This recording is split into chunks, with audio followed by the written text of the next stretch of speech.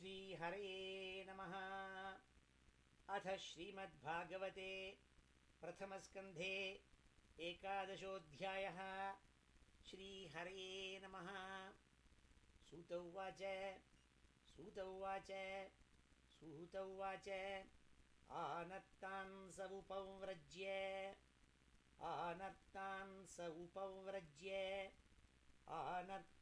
स उपव्रज्य स्वृद्धान् जनपदान् स्वकाने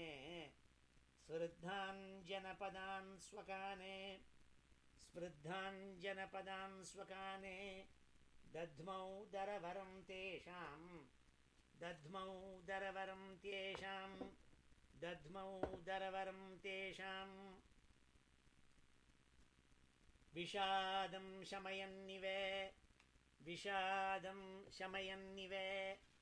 विषादं शमयन् इव स उच्चकाशे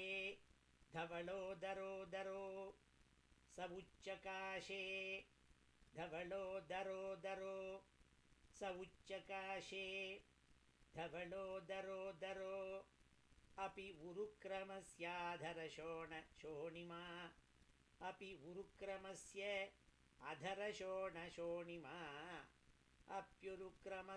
अधरशोणशोणिमा दाध्मायमानः करकञ्जसम्पुटे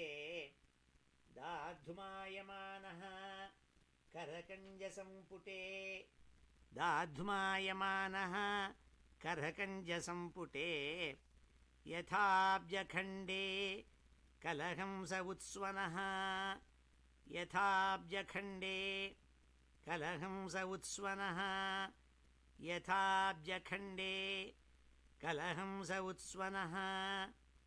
तमुपश्रुत्य निनदम्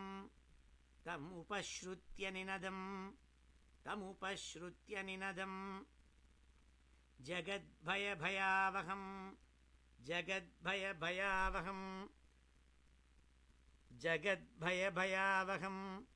प्रत्युद्ययुः प्रजाः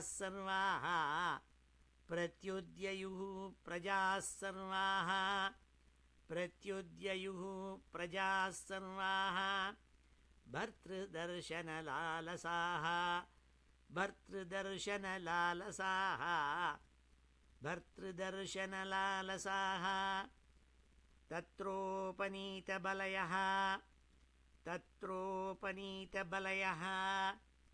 तत्रोपनीतबलयः रवेर्दीपमिवादृताः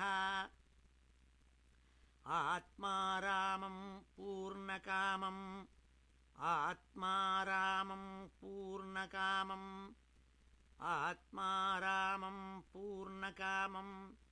निजलाभेन नित्यदा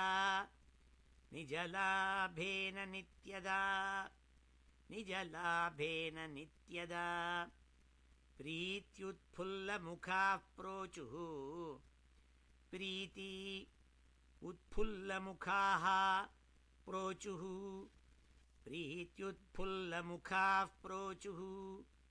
हर्षगद्गदया गिरा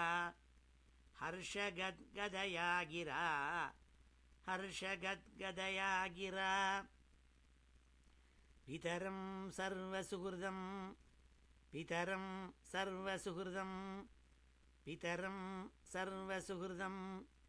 अवितारमिवार्भकाः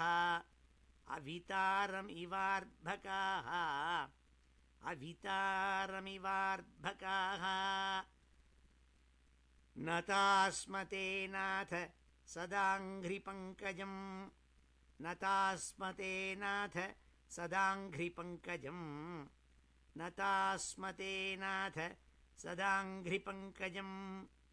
विरिञ्च वैरिञ्च सुरेन्द्रवन्दितम्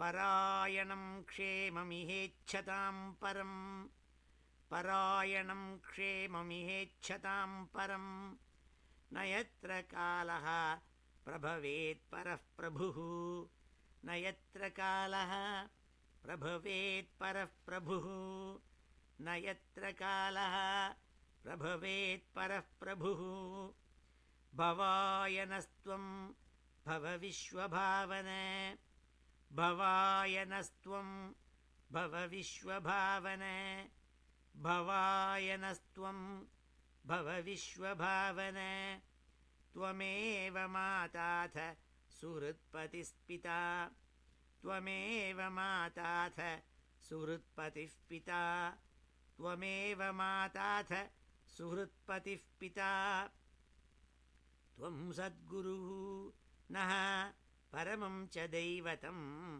त्वं सद्गुरुर्नः परमं च दैवतं त्वं सद्गुरुर्नः परमं च दैवतं यस्यानुवृत्त्या कृतिनो बभूविमा यस्यानुवृत्त्या कृतिनो बभूविमा यस्यानुवृत्त्या कृतिनो बभूविमा अहो सनाथा भवता स्मयद्वयम् अहो सनाथा भवता स्मयद्वयम् अहो सनाथा भवता स्मयद्वयम् त्रैविष्टपानाम् अपि दूरदर्शनम् त्रैविष्टपानामपि दूरदर्शनम् त्रैविष्टपानामपि दूरदर्शनम् प्रेमस्मितस्निग्ध निरीक्षणाननम् प्रेमस्मितस्निग्ध निरीक्षणाननम् प्रेमस्मितस्निग्ध निरीक्षणाननम् पश्येम रूपं तव सर्वसौभगम् पश्येम रूपं तव सर्वसौभगम् पश्येम रूपं तव सर्वसौभगम् यर्ह्यम्बुजाक्षापससार भो भवान् यर्हि अम्बुजाक्ष अपससार भो भवान् यर्ह्यम्बुजाक्षापससार भो भवान् यर्ह्यम्बुजाक्षापससार भो भवान् कुरून्मधून्वाथ सुहृद्दिदृक्षया कुरून्मधून्वाथ सुहृद्दिदृक्षया कुरून्मधून्वाथ सुहृद्दिदृक्षया तत्राब्दकोटिप्रतिमक्षणो भवेत् तत्राब्दकोटिप्रतिमक्षणो भवेत् तत्राब्दकोटिप्रतिमक्षणो भवेत् रविं विनाक्ष्णोः इव नः तवाच्युत रविं विनाक्ष्णोरिव नस्तवाच्युत रविं विनाक्ष्णोरिव नस्तवाच्युत कथं वयं नाथ चिरोषिते त्वयि कथं वयं नाथ चिरोषिते त्वयि कथं वयं नाथ चिरोषिते त्वयि प्रसन्नदृष्ट्याखिलतापशोषणम् प्रसन्नदृष्ट्या अखिलतापशोषणम् प्रसन्नदृष्ट्याखिलतापशोषणम् प्रसन्नदृष्ट्याखिलतापशोषणम् जीवेमते सुन्दरहासशोभितम् जीवेमते सुन्दरहासशोभितम् जीवेमते सुन्दरहासशोभितम् अपश्यमाना वदनं मनोहरम् अपश्यमाना वदनं मनोहरम् अपश्यमाना वदनं मनोहरम् इति चोदीरिता वाचः इति च उदीरिता वाचः इति चोदीरिता वाचः प्रजानां भक्तवत्सलः प्रजानां भक्तवत्सलः प्रजानां भक्तवत्सलः शृण्वानो अनुग्रहं दृष्ट्या शृण्वानो अनुग्रहं दृष्ट्या शृण्वानोऽनुग्रहं दृष्ट्या वितन्वन् प्राविशत्पुरम् वितन्वन् प्राविशत्पुरम् मधुभोजदशार्हार्ह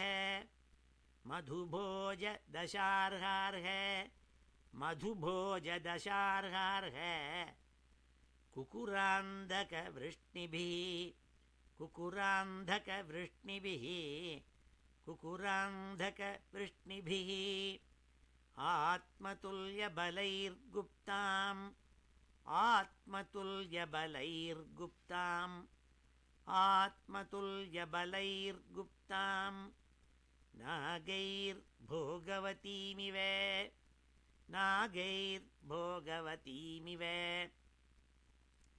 नागैर्भोगवतीमिव सर्वर्तु सर्वविभवे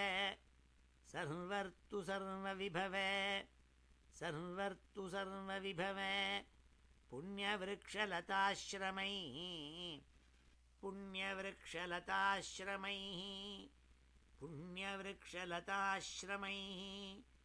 उद्यानोपवनारामैः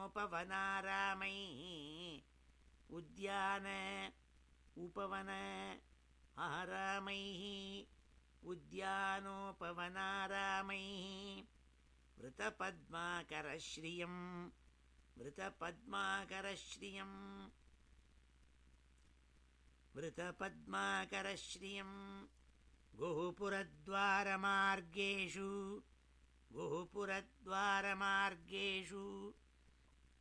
गोपुरद्वारमार्गेषु कृतकौतुकतोरणाम्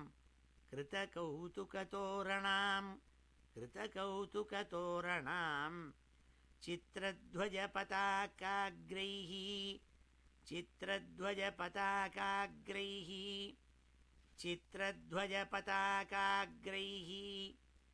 अन्तःप्रतिहतातपाम्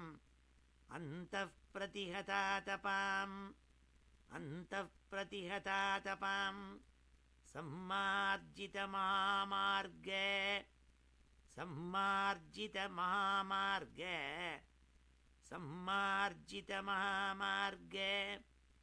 रथ्यापणकचत्वराम्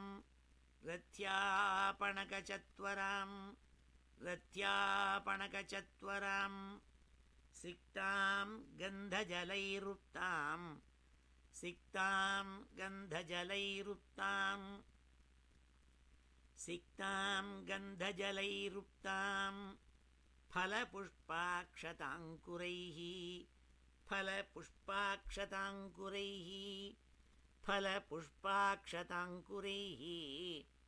द्वारिद्वारिगृहाणाञ्च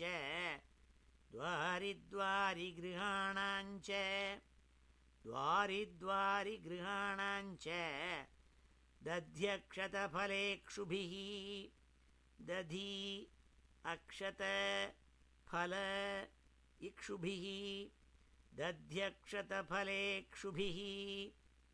दध्यक्षतफलेक्षुभिः अलङ्कृतां पूर्णकुम्भैः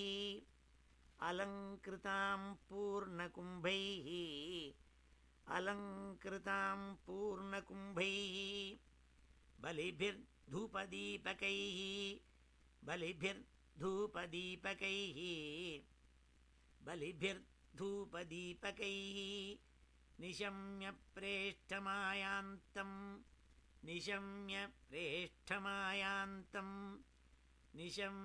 प्रेष्ठमायान्तम् वसुदेवो महामनाः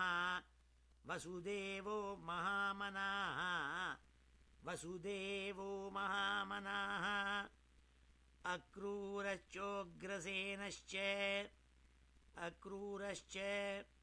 उग्रसेनश्च रामश्चाद्भुतविक्रमः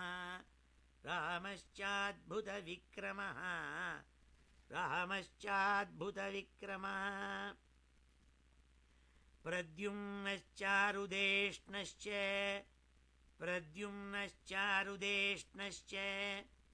प्रद्युम्नश्चारुदेष्णश्च साम्बो जाम्बवती सुतः साम्बो जाम्बवती सुतः साम्बो जाम्बवती सुतः प्रहर्षवेगोच्छसित प्रहर्षवेगोच्छसित प्रहर्षवेगोच्छसित शयनासनभोजनाः शयनासनभोजनाः शयन आसनभोजनाः शयनासनभोजनाः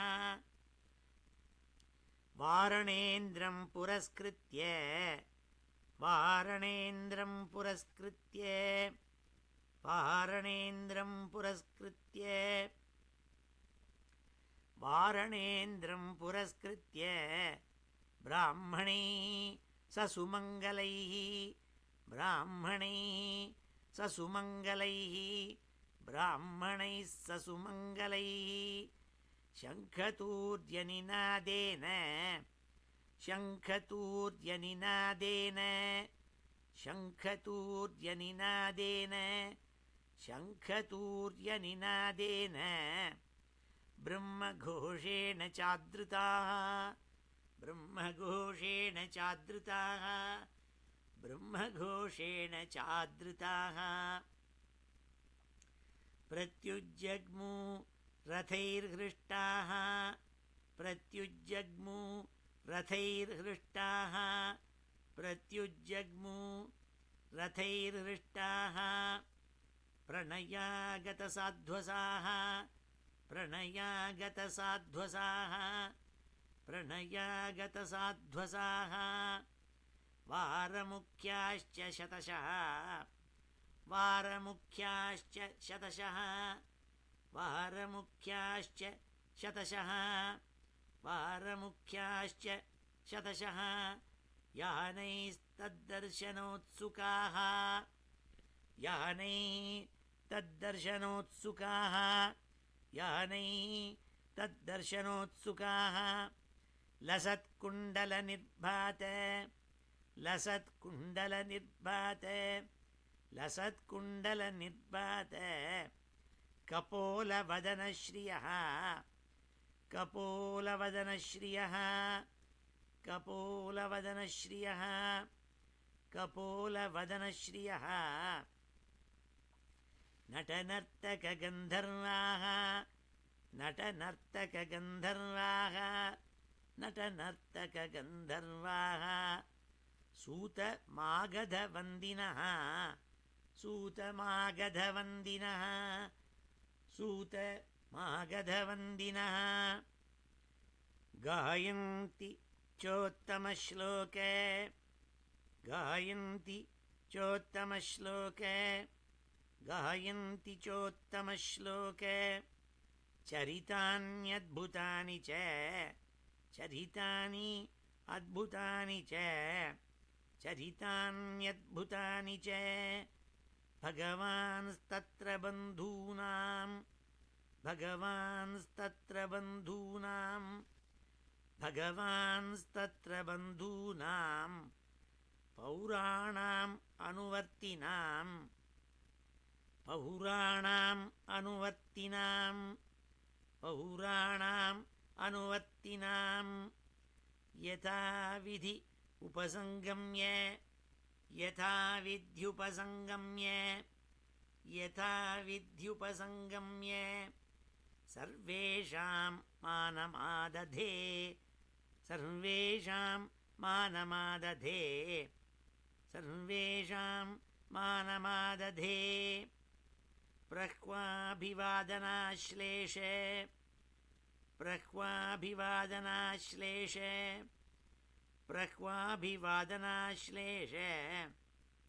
करस्पर्शस्मिते क्षणैः करस्पर्शस्मिते क्षणैः करस्पर्शस्मिते क्षणैः आश्वास्य चाश्वपाकेभ्यः आश्वास्य च अश्वपाकेभ्यः आश्वास्य चाश्वपाकेभ्यः वरैश्चाभिमतैर्विभुः वरैश्चाभिमतैर्विभुः वरैश्चाभिमतैर्विभुः स्वयं च गुरुभिर्विप्रैः स्वयं च गुरुभिर्विप्रैः स्वयं च गुरुभिर्विप्रैः सदारैस्तविरैरपि सदारैस्तविरैरपि सदारैः स्थविरैरपि आशीर्भिः युज्यमानोऽन्यैः आशीर्भिर्युज्यमानोऽन्यैः आशीर्भिर्युज्यमानोऽन्यैः वन्दिभिश्चाविशत्पुरम् वन्दिभिश्चाविशत्पुरम् वन्दिभिश्चाविशत्पुरम् वन्दिभिश्चाविशत्पुरम् राजमार्गं गते कृष्णे राजमार्गं गते कृष्णे राजमार्गं गते कृष्णे द्वारकायाः कुलस्त्रियः द्वारकायाः कुलस्त्रियः द्वारकायाः कुलस्त्रियः हर्म्याणि आरुरुः विप्र हर्म्याणि आरुरुः विप्र हर्म्याणि आरुरुः विप्र तदीक्षणमहोत्सवाः तदीक्षणमहोत्सवाः तदीक्षणमहोत्सवाः नित्यं निरीक्षमाणानां नित्यं निरीक्षमाणानां नित्यं निरीक्षमाणानां यदपि द्वारकौकसां यदपि द्वारकौकसां यदपि द्वारकौकसां न वितृप्यन्ति हीदृशः न वितृप्यन्ति हीदृशः न वितृप्यन्ति हीदृशः श्रियो धामाङ्गम् अच्युतम् श्रियो धामाङ्गमच्युतम् श्रियो धामाङ्गमच्युतम्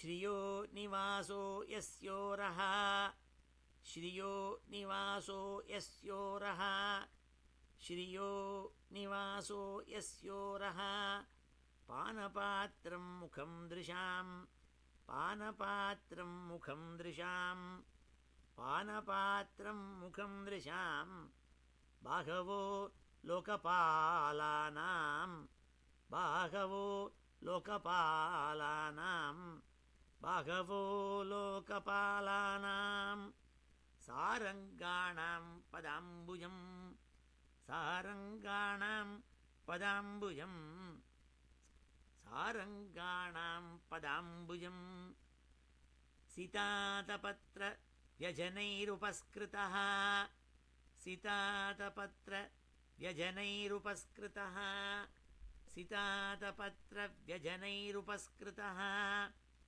प्रसूनवर्षैः अभिवर्षितः पथि प्रसूनवर्षैः अभिवर्षितः पथि प्रसूनवर्षैः अभिवर्षितः पथि पिशङ्गवासा वनमालया बभौ पिशङ्गवासा वनमालया बभौ पिशङ्गवासा वनमालया बभौ घनो यथार्कोडुप चापवैद्युतैः घनो यथार्क उडुप चाप वैद्युतैः घनो यथार्कोडुपचाप वैद्युतैः घनो यथार्कोडुपचाप वैद्युतैः प्रविष्टस्तु गृहं पित्रोः प्रविष्टस्तु गृहं पित्रोः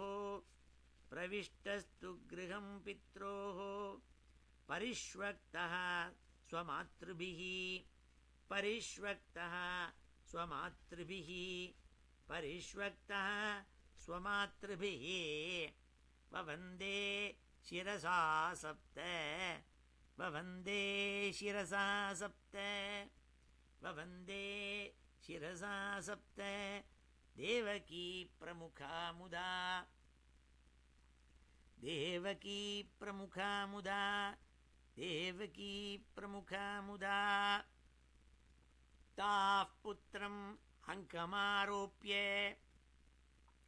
ताः पुत्रम् अङ्कमारोप्य ताः पुत्रम् अङ्कमारोप्य स्नेहस्नुतपयोधराः स्नेहस्नुतपयोधराः स्नेहस्नुतपयोधराः स्नेहस्नुतपयोधराः हर्षविह्वलितात्मानः हर्षविह्वलितात्मानः हर्षविह्वलितात्मानः हर्षविह्वलितात्मानः शिशिचुः नेत्रजैर्जलैः शिशिचुः नेत्रजैर्जलैः शिशिचुः नेत्रजैर्जलैः अथाविशत् स्वभवनम् अथाविशत् स्वभवनम् अथाविशत् स्वभवनम्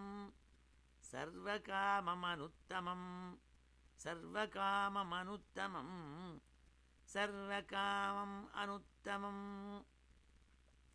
प्रासादायत्र पत्नीनाम् प्रासादायत्र पत्नीनाम् प्रासादायत्र पत्नीनाम् सहस्राणि च षोडश सहस्राणि च षोडश सहस्राणि च षोडश पत्न्यः पतिं प्रोष्य गृहानुपागतम् पत्न्यः पतिं प्रोष्य गृहानुपागतम् पत्न्यः पतिं प्रोष्य गृहानुपागतम् विलोक्य सञ्जात मनो महोत्सवाः विलोक्य सञ्जात मनो महोत्सवाः विलोक्य सञ्जात मनो महोत्सवाः उत्तस्तुरारात् सहसा सनाशयात्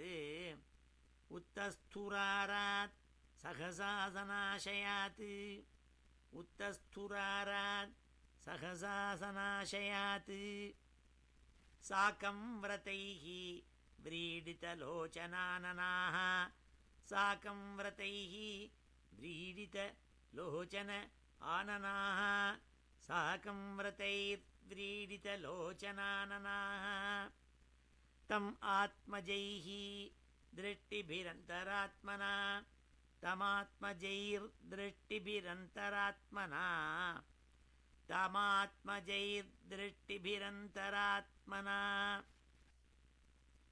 दुरन्तभावाः परिरेभिरे पतिम् दुरन्तभावाः परिरेभिरे पतिम् दुरन्तभावाः परिरेभिरे पतिम् निरुद्धम् अप्यास्त्रवत् अम्बुनेत्रयोः निरुद्धमप्यास्त्रवदम्बुनेत्रयोः निरुद्धम् अप्यास्त्रवदम्बुनेत्रयोः विलज्जतीनां भृगुवर्यवैक्लवात् विलज्जतीनां भृगुवर्यवैक्लवात् विलज्जतीनां भृगुवर्यवैक्लवात् यद्यप्यसौ पार्श्वगतोरहो गतः यद्यप्यसौ पार्श्वगतोरहो गतः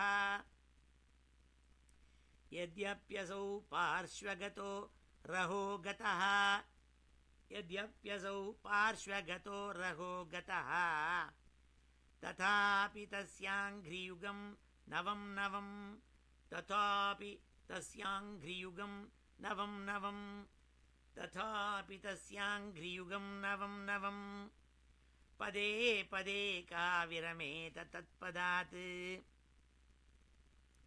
पदे पदे का विरमेत तत्पदात् पदे पदे का विरमेत तत्पदात् चलापि यच्छ्रीः न जहाति कर्हिचित् चलापि यत् श्रीः न जहाति कर्हिचित् चलापि यच्छ्रीः न जहाति कर्हिचित् एवं नृपाणां क्षितिभारजन्मनाम् एवं नृपाणां क्षितिभारजन्मनाम् एवं नृपाणां क्षितिभारजन्मनाम् एवं नृपाणां क्षितिभारजन्मनाम् अक्षौहिणीभिः परिवृत्ततेजसाम् अक्षौहिणीभिः परिवृत्ततेजसाम् अक्षौहिणीभिः परिवृत्ततेजसाम् विधाय वीरं श्वसनो यथानलम् विधाय वीरं श्वसनो यथानलम् विधाय वीरं श्वसनो यथानलम् मिथो वधेनो परतो निरायुधः मिथो वधेनो परतो निरायुधः मिथो वधेन उपरतो निरायुधः स एष नरलोकेऽस्मिन् स एष नरलोकेऽस्मिन् स एष नरलोकेऽस्मिन् अवतीर्णस्वमायया अवतीर्णस्वमायया अवतीर्णस्वमायया रेमे स्त्रीरत्नकूटस्थः रेमे स्त्रीरत्नकूटस्थः रेमे स्त्रीरत्नकूटस्थः भगवान् प्राकृतो यथा भगवान् प्राकृतो यथा भगवान् प्राकृतो यथा उद्दामभावपिशुनामलवल्गुहास उद्दामभावपिशुनामलवल्गुहास उद्दामभावपिशुनामलवल्गुहास व्रीडावलोकनिहतः मदनोऽपि यासाम् व्रीडावलोकनिहतो मदनोऽपि यासाम् व्रीडावलोकनिहतो मदनोऽपि यासाम् सम्मुह्य चापम् अजहात् प्रमदोत्तमास्ता सम्मुह्य चापमजहात् प्रमदोत्तमास्ता सम्मुह्य चापमजहात् प्रमदोत्तमास्ता यस्येन्द्रियं विमथितुं कुहकैर्न शेकुः यस्येन्द्रियं विमथितुं कुहकैर्न शेकुः यस्येन्द्रियं विमथितुं कुहकैर्न शेकुः यस्येन्द्रियं विमथितुं कुहकैर्न शेकुः तमयं मन्यते लोकः तमयं मन्यते लोकः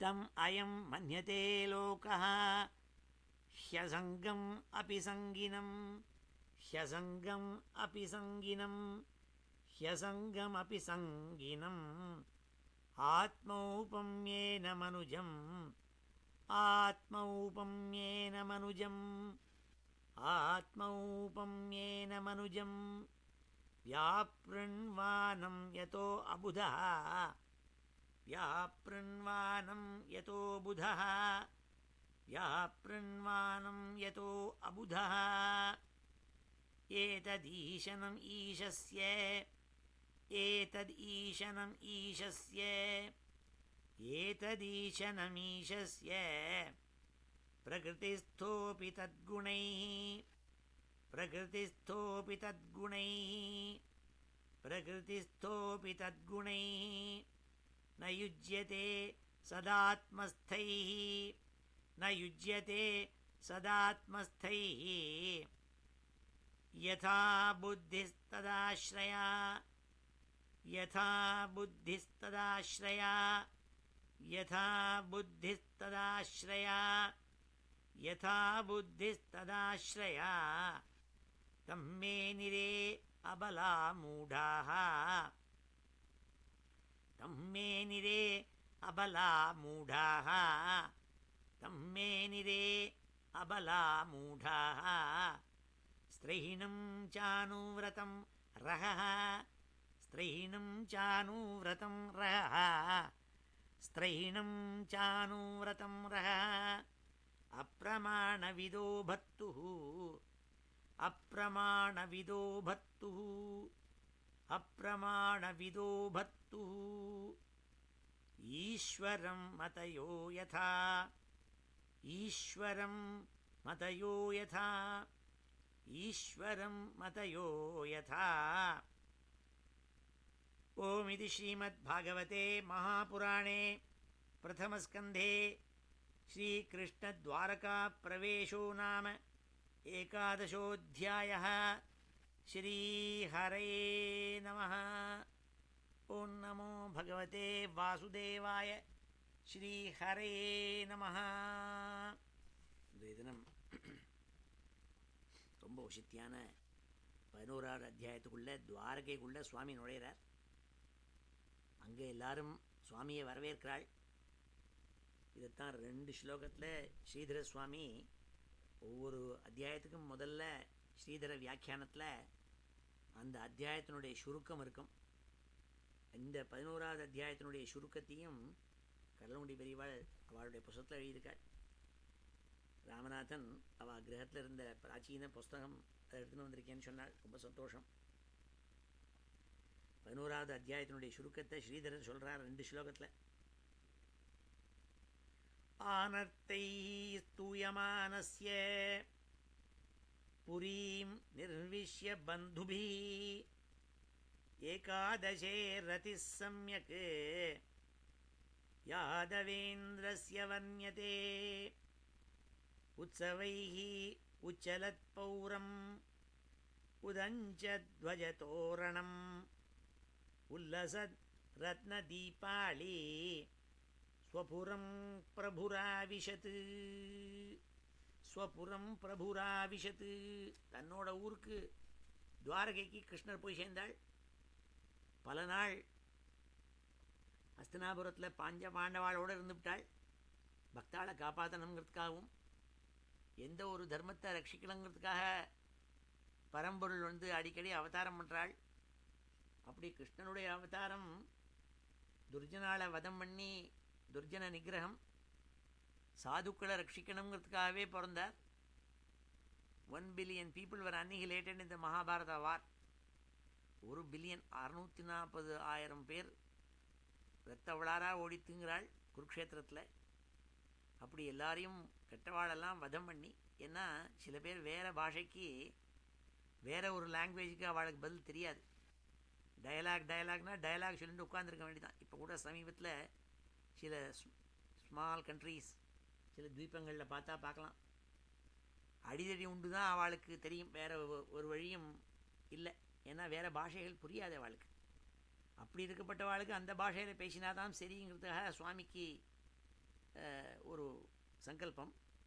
ஆகினால குருக்ஷேத்திர சண்டையில் ஒரேடியாக வதம் பண்ணிவிட்டாள். அதனால் அங்கே இருந்தபோது துவாரகையில் அவளுடைய பந்துக்கள், சுவாமி கல்யாணம் பண்ண ஸ்திரீகள், இவள் எல்லாரும் சுவாமி வரணுமேன்னு ரொம்ப ஆசையோடு காத்துட்டு இருந்தாள். சுவாமி ஸ்வபுரம் நாள் தன்னுடைய ஊருக்கு போய் சேர்ந்தாளாம். வசத்தியான ஊர் துவாரகை. வசத்தி இல்லாட்டா கூட நம்மளாம் வெளிநாட்டுக்கு போய் ஒரு வெக்கேஷன் போயிட்டு வருவோம். 5 star hotel, 6 star hotel, 8 star ஹோட்டலில் தான் இருந்துவிட்டு வருவோம். வெக்கேஷன் முடிஞ்சோடனே இத்தினூண்டு கிரகம் 1000 அடி 500 அடி தான் இருக்கும். இருந்தாலும் நம்ம ஆற்றுக்கு வந்தோன்னா அப்படியாள்கிட்ட சொல்லிப்போம், என்ன இருந்தாலும் நம்ம தான், நம்ம ஊருக்கு வந்தால் தான் சரி, இந்த ஊர்லேருந்து காப்பி குடித்தா தான் சரியாக இருக்குது அப்படிம்போம். என்ன காரணம், அவாவா பழக்கம் ஏற்பட்டு கொடுத்து. அதனால் அந்த ஊருக்கு ஊருக்கு வந்தால் தான் சௌக்கியமாக இருக்கும். அப்படி சுவாமி ஸ்வபுரம் நாள், அவர் வைகுண்டாதிபதி, ஏதோ காரணத்துக்காக துவாரகைக்கு வந்திருக்காள். ஆனால் துவாரகை தான் சுவாமியோட ஊர், துவாரகாதீஷர். அவர் அங்கே போய் சேர்ந்தாள். அவளை சுவாமியை வரவேற்றாள். எப்படிங்கிறத பற்றி இந்த ஏகாதசி அத்தியாயத்தில் ரொம்ப அழகாக வர்ணிச்சிருக்காள். சூத்தர் சவுனகாதிகளுக்கு சொல்லிட்டு வராள். முதல் ஸ்லோகம், ஆனத்தான் சௌபவ்ரஜ்ய ஸ்மிருத்தான் ஜனபதான் ஸ்வகான் தத்மௌ தரவரம் தேஷாம் விஷாதம் சமயன்னிவே. சுவாமி என்ன பண்ணாள்னாள், ஊருக்கு வெளியில் உள்ள நுழையத்தையே 2 கிலோமீட்டருக்கு முன்னாடியே சுவாமி நான் வந்துவிட்டேங்கிறதுக்காக தன்னுடைய சங்கு பாஞ்சஜன்யங்கிறதான சங்கு இருக்கே அதை எடுத்து ஊதினாலாம். சுவாமியோட தேசத்துக்கு ஆனர்த்தம்னு பேர், ஆனர்த்தாதிபதினு பேர் அவருக்கு. துவாரகாதிபதி ஆனர்த்த தேசம் அது. அந்த தேசத்துக்குள்ள நுழையிற எல்லைக்குள்ள நுழையிறத்தையே அது எப்படி இருக்குன்னாள் ஸ்வர்தானு ஜனபதானு ஸ்வகானு. ரொம்ப செழிப்பாக இருக்கான். எங்கே பார்த்தாலும் கிராமம் அங்கே சுற்றி வரலாம். செழிப்பாக இருக்கப்பட்ட ஊர். இப்போ கூட துவாரகைக்கு போகிறவாள் தெரியும். ரொம்ப ஆசையோட கார் எடுத்துன்னு துவாரகை உள்ள நுழையிறத ரொம்ப தூரம் முன்னாடியிலேருந்தே துவாரகாதீசனுடைய மந்திர் அங்கே மேலே இருக்கிற கொடி பறக்கிறது தெரியும். ரொம்ப தூரக்கேந்து பார்த்தா தெரியும். ஆஹா வந்துட்டுமே எவ்வளோ கஷ்டப்பட்டு இங்கேருந்து ரயில்லையும் ஏரோப்ளேன்லேயும் வந்து சுவாமியை தரிசனம் பண்ண முடியறதேன்னு உடம்பெல்லாம் புலகாங்கிதம் ஆகிடுவாள். போகிறவாள். எனக்கு அப்படி தான் ஆச்சு. சுவாமியை பார்க்க போகிறோங்கிற ஒரு ஆசை. அப்படி சுவாமி தன் ஊருக்கு போகிறாளாம். தத்மவு தரவரம் தேஷாம் நாள். சங்கு எடுத்து ஊதினாலாம். சங்கு சப்தம் இருக்கே அது மங்களகரம். அதனாலேயே விஷாதம் சமயன் நீவேன்னாள். கெட்ட விஷயங்கள் இருந்ததுன்னா, அமங்கலமான ஏதானம் இருந்ததுன்னா அந்த அமங்கலங்களெல்லாம் போக்குமாம் சங்கநாதம். நான் என்ன பண்ணேன், சமீபத்தில் போன தடவை இந்தியாவுக்கு போன போது பூரியில் தான் அங்கே புவனேஸ்வரில் இருந்தேன். அங்கேருந்து அப்படியே கல்கத்தாவுக்கு போயிருந்தேன். அங்கே கரியாஹட்டில் போய் ஒரு பெரிய சங்கு ஒன்று வாங்கினேன். சங்கு வாங்கி ஊதணும்னு ஆசையாக இருந்தது. அதனால் சங்கு எல்லாராலையும் ஊற முடியாது. அதுக்கு ஒரு எக்ஸ்பீரியன்ஸ் வேணும். 1800 கொடுத்து ஒரு நல்ல சங்கு ஒன்று வாங்கிட்டு அது எப்படி சாயந்தரம் காலமும் ஊதின்னு இருப்பேன். ஏன்னா அது சின்ன குழந்தை மாதிரி சங்கு எடுத்து ஊதுவேன். அப்படி சுவாமி என்ன பண்ணால் சங்க சப்தம் காதில் கேட்டால் ரொம்ப விசேஷம். நியூ ஜெர்சியில் பிரசாத்னு ஒருத்தர் எம்ஜி பிரசாத், அவர் எந்த லெக்சர் ஆரம்பிக்கிறதுக்கு முன்னாடி சங்கு ஊதுவார். மங்களகரமானது. தத்மௌதரவரம் தேஷாம் விஷாதம் சமயன்னிவே. இன்னொரு விஷய வாக்கியம் சொல்கிறேன் உங்களுக்கெல்லாம். என்ன எல்லாரும் க்ஷேத்ராடனம் போகிறேன்னு கிளம்புவாள். க்ஷேத்ராடனத்துக்கு உள்ளான எல்லா ஆர்ப்பாட்டமும் போயிட்டு சுவாமியை பார்க்குறதே கண்ணை போய் மூடின்னு விடுவாள். தியானம் பண்ணுற மாதிரி அப்படி பண்ணக்கூடாது. சுவாமியை தரிசனம் பண்ணுறதே கண்ணை நன்னா திறந்துட்டு எவ்வளோ கஷ்டப்பட்டு நீங்கள் கோயிலுக்கு போகிறோம். திருப்பதிக்கும் பார்த்தசாரி பெருமாளையும் பார்க்குறதுக்கு போகிறோம். இப்போ என்ன பண்ணால் அவருக்கு முன்னாடி நின்று கண்ணால் நன்னா உச்சந்தலையிலேருந்து உள்ளங்கால் வரையும் சுவாமியை ஒவ்வொரு அவயமாக பார்க்கணும். அதான் தரிசனத்தோட சுகம். அப்படி பார்த்தா மனசுக்குள்ளே இம்ப்ரெண்ட் ஆகிடும் சுவாமி எப்படி இருக்காருன்னு. இல்லாட்டா எல்லாரையும் போய் பார்த்துவிட்டு நீ பார்த்தசாரதி பெருமாளை போய் பார்த்தியே அங்கே எப்படி இருந்தது சுவாமின்னாக்க அவன் நன்னா இருந்ததுன்னு. அதை போய் பார்த்தா அங்கே சுவாமி சங்கு எங்கே வச்சுட்டுருக்காரு கையிலேன்னாக்க தெரியலையேம்பருவன். அப்படி சொல்லப்படாது. ஏன்னா வைஷ்ணவ சம்பிரதாயத்தில் எல்லா பெருமாளுக்கும் கையில் சங்கு சக்கரம் இருக்கும். அப்படி பார்த்தாக்கே எங்கே பார்த்தாலும் சக்கரத்தை வலது கையிலையும் சங்கு இடது கையிலையும் இருக்கும். பெருமாள் கோயிலுக்குள்ளே நுழையிறதையே பார்க்கலாம். ஒரு பெரிய நாமம் இருக்கும். இந்த நாமம் ரெண்டு பக்கத்துலேயும் சங்கமும் சக்கரமும் இருக்கும். சுவாமியினுடைய முத்திரை அது. வலது பக்கம் சக்கரம் இருக்கும், இடது பக்கம் சங்கம் இருக்கும். வலது பக்கம் சக்கரம் இருக்கும். இப்படி தான் இருக்கும். ஆனால் பார்த்தசாரதி பெருமாளுக்கு போய் பார்த்தோம்னா அவருடைய வலது கையில் சங்கத்தை வச்சுட்டுருக்காள். அதுக்கு எல்லாரும் வியாக்கியானம் சொல்லுவாள் பெரியவாள்னா. என்ன காரணம்னா அவர் பார்த்த சாரதி அல்லவா, தேரை ஓட்டின்னு இருக்கார் அர்ஜுனனுக்கு குருக்ஷேத்திரத்தில். அப்பேற்பட்ட பெருமாள் அவர் அங்கே ஒவ்வொரு தடவையும் அர்ஜுனன் வந்து எதிரியை வீழ்த்துறதே ஜெயகோஷம் போடுறதுக்காக சங்கு எடுத்து ஊதுவராம். அப்போ சங்கு அவர் வந்து ஒபாமா மாதிரி லெஃப்டிஸ்ட் இல்லை, அவர் ரைட்டிஸ்ட். வலது கையால் தான் அவர் பண்ணுவார் போல் இருக்குது. அதனால் வலது கையால் எடுத்து சங்கை ஊதுவராம். அதனால் அப்படியே அந்த ஆர்டிஸ்ட்டு பார்த்தசாரதி பெருமாளுக்கு வலது கையில் சங்கத்தை கொடுத்தார். அதே மாதிரி துவாரகைக்கு போனால் சுவாமி துவாரகாதீசனுடைய வலது கையில் சங்கு இருக்குது. சங்கு எடுத்து ஊதின்னு உள்ளே நுழைஞ்சாராம்ங்கிறதுக்காக இத்தனை வியாக்கியானம் சொன்னேன்னா. தத்மௌதரவரம் தேஷாம் விஷாதம் சமயன்னிவே. அமங்கலமான விஷயங்களெல்லாம் போகணுங்கிறதுக்காக சங்கு எடுத்து ஊதினாலாம். அப்படி உள்ளே நுழைஞ்சாள். அங்கே உள்ளே நுழைஞ்சோடனே அந்த சப்தத்தை கேட்டுவிட்டு, அது எப்பேற்பட்ட சப்தம்னாள், ஜெகத்து பயாவகம் நாள். இந்த சப்தத்தை கேட்டால் சத்ருக்கள்னால் அந்த துவாரகைக்குள்ளே நுழைய வரமாட்டாளாம். ஆஹா கிருஷ்ணர் இருக்கார், அடிக்கடி அவருடைய பாஞ்சஜன்ய சப்தம் கேட்குறது, அவர் இருக்கார் போல் இருக்கு, நம்ம தூரம் அல்கேடாலாம் ரொம்ப தூரம் இருக்கேன், கிட்டக்க வரமாட்டான் சங்கு சப்தத்தை கேட்டாக்க. தம் உபஸ்ருத்திய நினதம் ஜெகத் பயாவகம் பிரத்யுத்யயு பிரஜா சர்வாः பர்த்ரு தர்ஷன லாலசாஹா. ஆஹா, சப்தம் கேட்குறதே, பாஞ்சஜன்ய சப்தம் எவ்வளோ வருஷத்துக்கு பிறகு கேட்குறது வெளியில். கிருஷ்ணர் வந்துவிட்டார், கிருஷ்ணர் வந்துவிட்டார்னு பரபரப்பா அந்த பிரஜைகள் எல்லாரும் துவாரகையில் இருக்கப்பட்ட அத்தனை பேரும் எழுந்து ஓடுறாளாம் கிருஷ்ணனை பார்க்கணுங்கிறதுக்காக. தம் உபஸ்ருத்திய நினதம் நாள் ஜகத்பய பயாவகம். லோகத்தில் இவருக்கு எதிரியாக இருக்கப்பட்ட எல்லாரையுடைய பயத்தையும் கலக்குமாம். அப்பேற்பட்ட ஒரு சங்கு நாள் அதை எடுத்து ஊதினாரா. தத்ரோபநீத பலயா ரவேர்தீபமிவாத்ருதாக ஆத்மாராமம் பூர்ணகாமம் நிஜலாபேன நித்யதா. எல்லாரும் கையில் அவளுக்கு என்னென்ன கிடைச்சதோ அதெல்லாம் எடுத்துன்னு கிருஷ்ணருக்கு கொடுக்கணும்ட்டு தூக்கின்னு வராளாம், ஓடி வராளாம் கிருஷ்ணனை எதிர்கொண்டு அழைக்கிறதுக்காக. கையில் ஒவ்வொருத்தரும் கிருஷ்ணனுக்கு ரொம்ப நாளாச்சே பார்த்து அவனுக்கு ப்ரெசன்டேஷன் எதானும் கொடுக்கணும், வரவழைக்கணும். அதுக்காக கையில் எல்லாம் ஒரு தயிரையும் வெண்ணெயையும் பழத்தையும் அவளுக்கு என்னென்ன தோன்றதோ அதெல்லாத்தையும் எடுத்துட்டு தங்க கட்டியும் வைர நெக்லஸையும் எல்லாத்தையும் எடுத்துன்னு ஓடுறாளாம் கிருஷ்ணங்கிட்ட கொடுக்கணும், கிருஷ்ணங்கிட்ட கொடுக்கணும்னு. தத்ர உபநீத பலயா நாள். தத்ரோபநீத பலயா, பலவிதமான சாதனங்கள் எடுத்துட்டு சுவாமிகிட்ட கொடுக்கணும்னு ஓடி வராளாம். அது எப்படி இருக்குன்னாள் சூதர். ரவேர் தீபமிவாத்ருதாக. ஒருத்தன் சூரியன் எப்படி இருக்குன்னு பார்க்கணும்னாலாம், கொஞ்சம் இருங்க நான் டார்ச் லைட்டு கொண்டுறேன், அதை எடுத்துன்னு போய் பார்க்கலான்னு சொன்னாக்க எப்படி இருக்கும்? சூரியனை பார்க்கறதுக்கு டார்ச் லைட்டு வேணுமா? வேண்டியதில்லை. ரவேர் தீபம் இவாத்ருதாகனா, ரவின்னா சூரிய பகவான், தீபம்னா டார்ச் லைட்டு. அது ரவி சூரியனை பார்க்கறதுக்கு டார்ச் லைட்டு தேவையில்லை. அப்படி இவன் கிருஷ்ணர் இருக்காரே, ஆத்மாராமஹ பூர்ணகாமஹ, அவரை நினச்சா அவர் அஷ்ட ஐஸ்வர்யத்தையும் கொண்டு கொடுக்கக்கூடிய சக்தி இருக்குது அவருக்கு. அவர்கிட்ட எல்லாம் இருக்குது. அவர் ஆத்மனி சதா ரமந்தி, அவர் பாட்டு ரமத்தை. அதனால் எப்போ பார்த்தாலும் உள்ளேயே ரமிச்சுன்னு இருக்கக்கூடியவர் அவர்.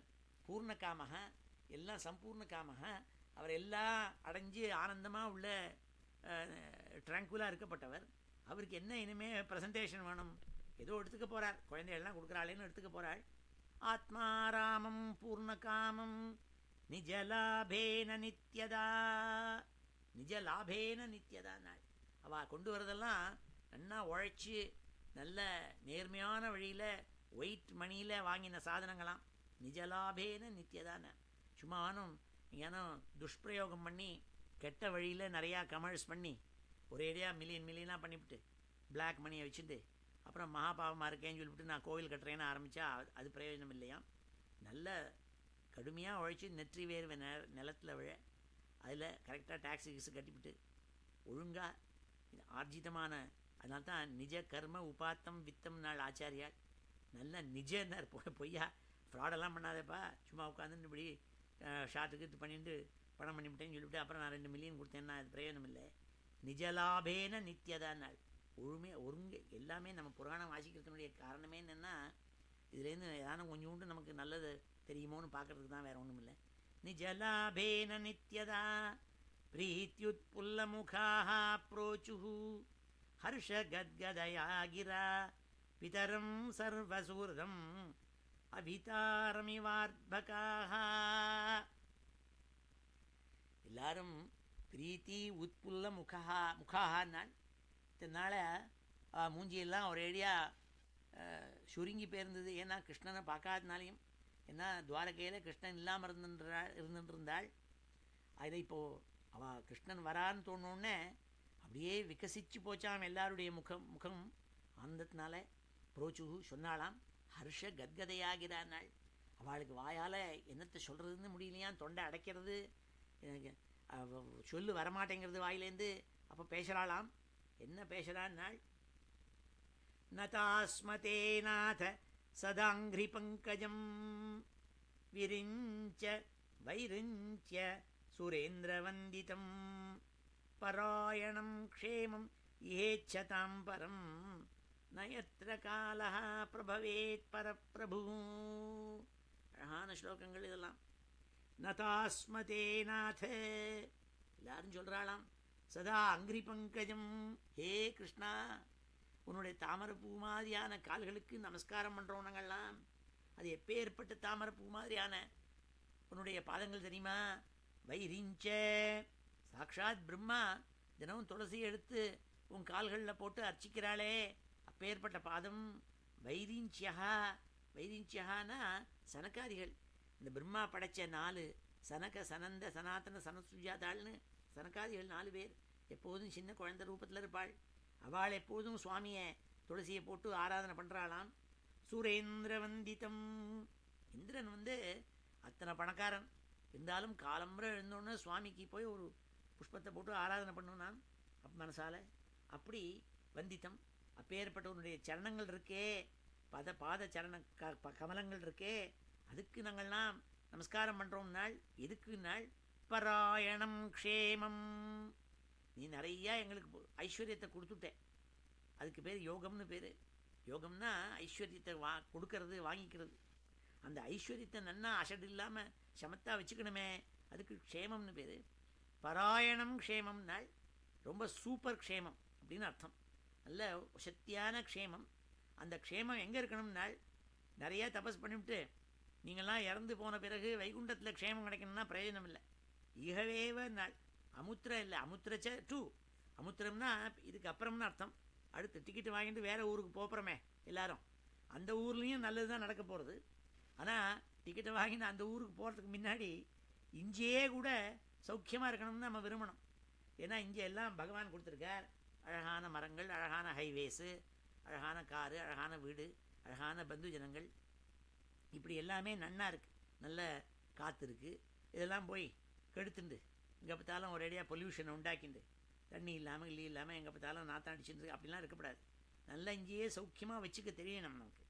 நமக்கு நல்ல ஒரு இடம் இருந்ததுன்னா அதை நல்லா அழகாக வச்சுக்கிறதுக்கு தெரியணும். இஹ இச்சதாம் நாள் பரம் ஆல்சோ, பட் இஹே ஆல்சோ. நயத்திர கால பிரபவேத் பரப்பிரபு. நீ இருந்தால் காலன் வரமாட்டான் அங்கே நாள். யம தர்மராஜா அனாவசியமாக சீக்கிரமாக எல்லாரையும் அழிச்சுன்னு போயிட மாட்டாள். நிறையா நாள் இருந்து அனுபவிக்கலாம் இந்த லோகத்தை நாள். பவாயனஸ்துவம் பவ விஸ்வபாவன त्वमेव माता सुहृत्पति पिता त्वं सद्गुरुर्नः परमं च दैवतं यस्यानुवृत्त्या कृतिनो बभूविमा. ரொம்ப மனசு உருக்கி சொல்கிறாள். என்ன மனசு உருக்கி சொல்கிறாள்? நீ எங்களுக்கெல்லாம் அம்மாவும் நீதான், அப்பாவும் நீதான், சத்குருவும் நீதான், பரந்தெய்வத்தம் பரம தெய்வத்தமும் நீதான் அப்படின்னு மனசு உருகி சொல்கிறாளாம்.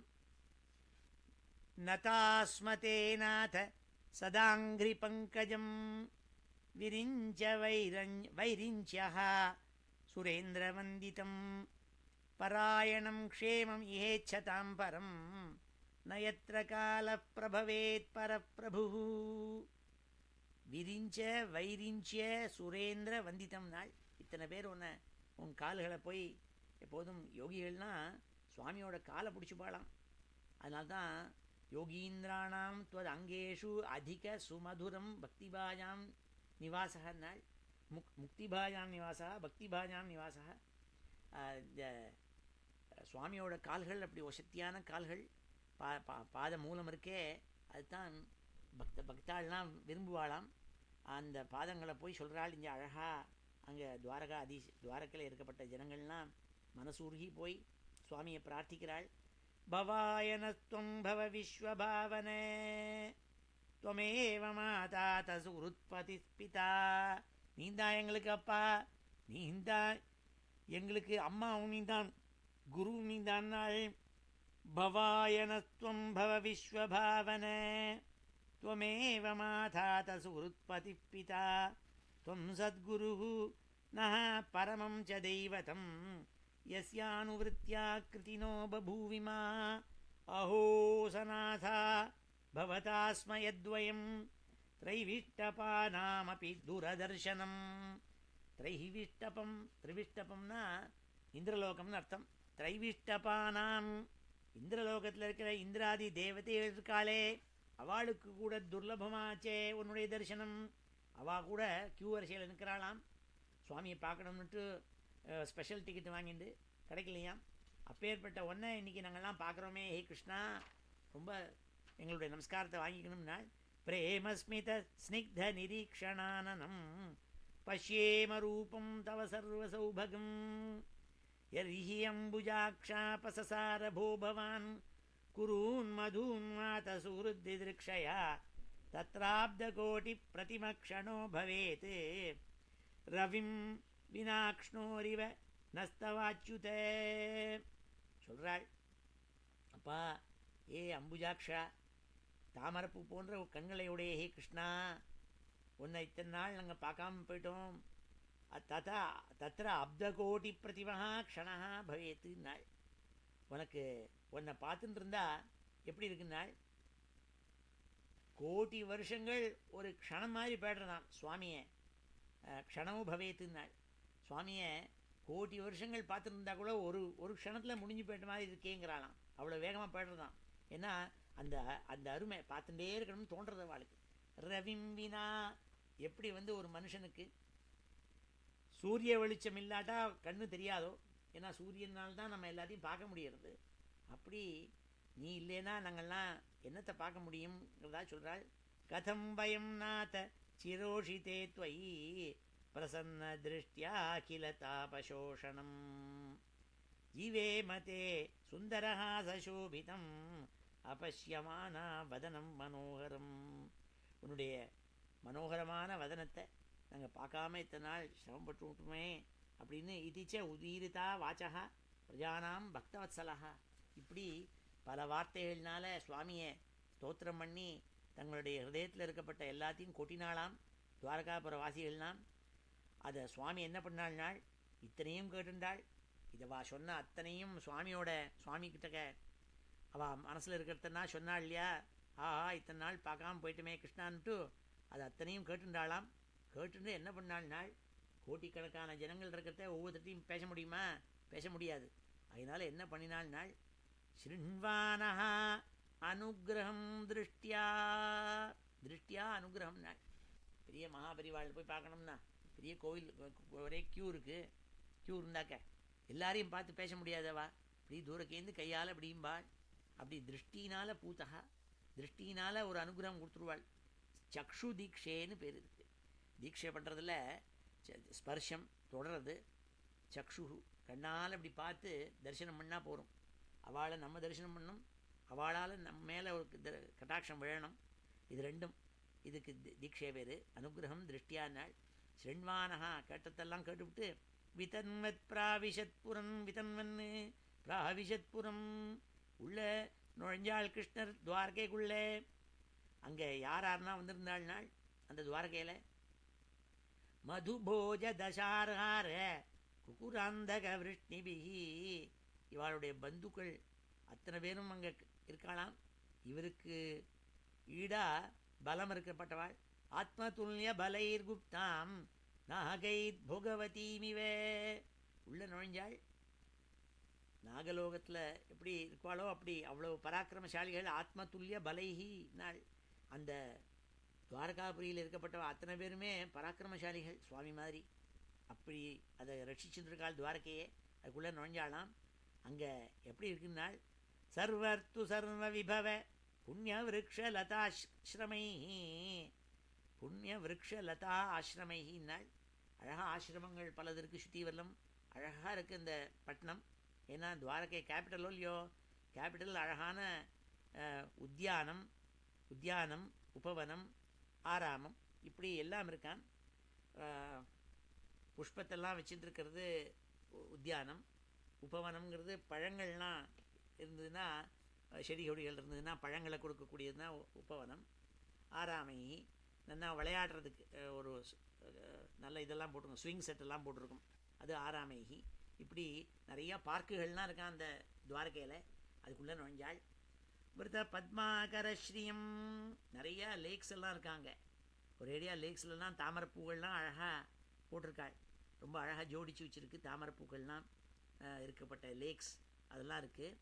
கோபுரத்வார மார்கேஷு கிருத கௌதுக தோரணம், சுவாமி வரப்போகிறாருங்கிறத தெரிஞ்சுட்டு ஜனங்கள்லாம் ஒரு தெருவிலையும் தோரணம் கட்டியிருக்காள். கிருத கௌதுக தோரணம் சித்திரத்வஜ பதாகாக்ரைஹி அந்த பிரதிஹதா தபாம். அங்கே நிறையா ஃப்ளாக்ஸ், கலர் கலராக ஃப்ளாகெல்லாம், அந்த ஃப்ளாக்லாம் அழகாக சித்திரம் போட்டிருக்கலாம். சித்திரத்வயம். சித்திரத்வயம்னா அதுக்குள்ளே நான் கருடன் மாதிரியும் ஹனுமார் மாதிரியும் இப்படிலாம் நிறையா ஃப்ளாக்ஸ் போட்டிருக்காள். அந்த அந்த ஃப்ளாக்ஸ் எல்லாம் கட்டி தொங்க விட்டுருக்காள் சுவாமி வரப்போகிறாள் என்று. சம்மார்ஜித மகாமார்க ரத்யாபணக சத்வரம். இப்படி போயிட்டு இருக்கிறத ஸ்ட்ரீட்டுக்குள்ளே இந்த சைட்லையும் பார்த்தா பெரிய பேங்க்ஸு, பெரிய மர்ச்சன்ட்ஸு, பெரிய ஒரு ஷாப்பிங் சென்டர் இதெல்லாம் இருக்காம். அது வழியாக ரதம் போயின்னு இருக்கு. சிக்தாம் கந்த ஜலைருப்தாம் பல புஷ்பாட்சதாங்குரைஹி. கந்த ஜலைஹி உப்தாம் நாள் சுவாமி வரப்போகிறாள்னு கேலனாக தெரு முழுக்க ஸ்ப்ரே பண்ணியிருக்காள். என்ன ஸ்ப்ரே பண்ணியிருக்காள்னா குளோரினை போய் ஸ்ப்ரே பண்ணல, நல்ல அழகாக கந்த ஜலைஹின்னாள். நல்ல நல்ல நல்ல சுகந்தம் வரக்கூடிய ரோஸ் வாட்டர். கேலனாக ரோஸ் வாட்டரை ஒரு லாரி வந்து ரோடு முழுக்க தெளிச்சு விட்டு போயிருக்கான். அதனால் உள்ளே நுழைஞ்சோடனே கம்முன்னு வாசனை அடிக்கிறது, ரோஜாப்பூ வாசனை. அப்படி கந்த ஜலைஹி உப்தாம் பல புஷ்பாட்சதாங்குரைஹி. ஒவ்வொரு இதுலேயும் நல்ல மங்களமாக இருக்கணுங்கிறதுக்காக பலம், புஷ்பம், அக்ஷத, அங்குரை. அங்குரம்னா சீட்ஸ். இதெல்லாம் தெளித்து நல்லா வந்திருக்கு. அதெல்லாம் மங்களகரமாக வச்சிருப்பாள். துவாரி துவாரி கிரகாணாஞ்ச. ஒவ்வொரு ஆற்று வாசல்லையும் பெரிய பானை முழுக்க தயிர் வச்சிருக்காளாம். தயிரெல்லாம் மங்களகரமாக வைப்பாள். அக்ஷத பலேக்ஷுபிஹி.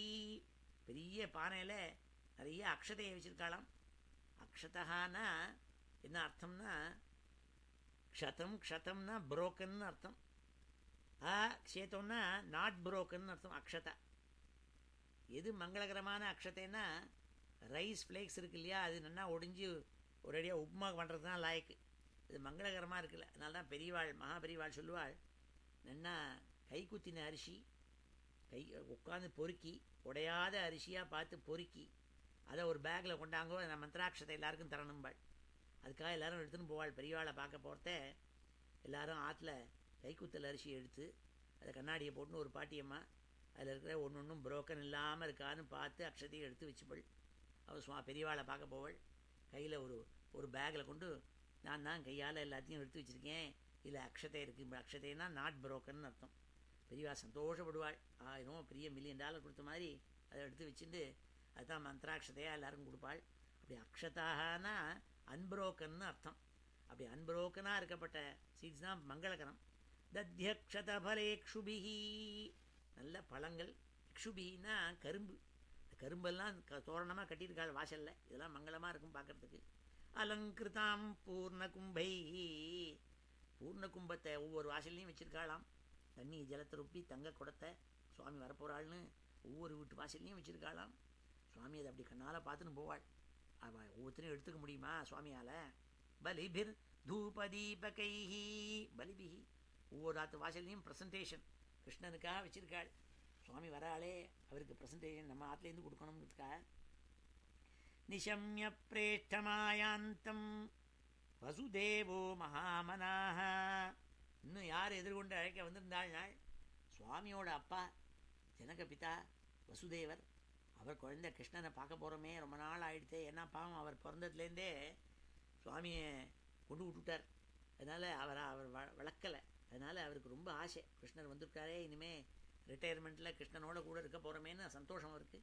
அதனால் அவரை எதிர்கொண்டு அழைக்க வந்திருந்தாள். அக்ரூரச்சோக்ரசேனச்ச. அக்ரூரர் வந்திருந்தார். பரம பக்தர் அவர் அக்ரூரர். அவரை பற்றி சொல்லணும்னா மணிக்கணக்கில் சொல்லலாம். உக்ரசேனன் கம்சனுடைய அப்பா. அந்த உக்ரசேனன் எல்லாம் ஞாத்திகள் தான் எல்லாரும். அவள்லாம் வந்திருந்தாள். ராமஹா. ராமர்னா பலராமரை சொல்கிறார். அண்ணா பலராமர் வந்திருந்தார். அத்புத விக்ரமஹா. அப்பேற்பட்ட பலசாலியான பலராமர் வந்திருந்தார். பிரத்யும்னஹா சாருதேஷ்ணச்ச. சாருதேஷ்ணன், பிரத்யும்னன், சாம்பன், ஜாம்பவதி உள்ள எல்லாரும் வந்திருந்தாளாம்.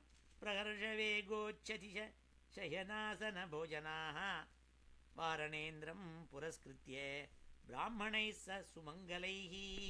சுவாமி வரத்துக்கு முன்னாடி ஒரு யானையை விடுவாள். இப்போ கூட கேரளாவில் சுவாமி புறப்பாடுக்கு முன்னாடி யானை போகும். ஏன்னா யானை மங்களகரமாக முதல்ல யானை போகும், அப்புறம் ஒரு பஜனை கோஷ்டி போகும், அப்புறம் பிராமணாள் வேதத்தை பாராயணம் பண்ணிட்டு போவாள், அப்புறம் சுமங்கலிகள்லாம் பருப்பு தேங்காய் எடுத்துன்னு போவாள், சங்கத்தை ஒருத்தன் வாசின்னு போவன், பிரம்மகோஷம் நடக்கும். இப்படிலாம் நடந்துன்னு போவோம். இப்போ கேரளாவில் போனால் கோவில்களில் போனால் அப்படி இருக்கும். அதே மாதிரி இங்கே வாரணேந்திரம் புரஸ்கிருத்திய பிராமணை சுமங்கலைஹி சங்கதூரிய நிநாதேன பிரம்மகோஷேண சாத்ருதாக நடனர்த்தக கந்தர்வாः சூத மாகத வந்தினः காயந்தி ச உத்தம ஸ்லோக சரிதான்யத்புதானி ச. சூதர்னா கதை சொல்கிறவாள்னு அர்த்தம். நடகனா 9 ரசம், நவரசம்னு பேர். நவரசத்தையும் அபிநயம் பண்ணுறவனுக்கு நடகான்னு பேர். நர்த்தகானா டான்சர், கந்தர்வாள், பாடுறவாள். இப்படி எல்லாரும் வந்திருக்காள். சுவாமிக்கு ஆசையாக பாடின்னு போகிறாள் ஒருத்தர் வந்து சுவாமியினுடைய சரித்திரத்தெல்லாம் எடுத்து சொல்லிட்டு போகிறார், ஹரிகதை பண்ணிகிட்டே போகிறார் ஒருத்தர். காயந்தி ச உத்தம ஸ்லோக சரித்தம், அவருடைய சுவாமியினுடைய என்னென்ன பராக்கிரமம், என்ன பண்ணார், என்ன எப்படி அப்படின்னு அவருடைய கதையெல்லாம் சொல்லிட்டு போகிறாள். பகவான் தத்ர பந்தூனாம் பௌராணாம் அனுவர்த்தினாம் யதா விதி உபசங்கம்ய சர்வேஷாம் மானமாததே பிரக்வாபிவாதனாஸ்லேஷ கரஸ்பர்ஷஸ்மிதேக்ஷணை. அப்போ கிருஷ்ணர் என்ன பண்ணார்னால், பெரிய president state of the union கொடுக்கறதுக்கு உள்ள நுழைவர். இங்கே பார்த்துருக்கலாம் நீங்கள்லாம் டிவியில். அவர் உள்ளே நுழைஞ்சோடனே எல்லாரும் ஒரேடியாக கரகோஷம் பண்ணுவாள். பிரசிடென்ட் உள்ளே நுழையிறார், ஸ்டேட் ஆஃப் தி யூனியன் கொடுக்க போகிறார்.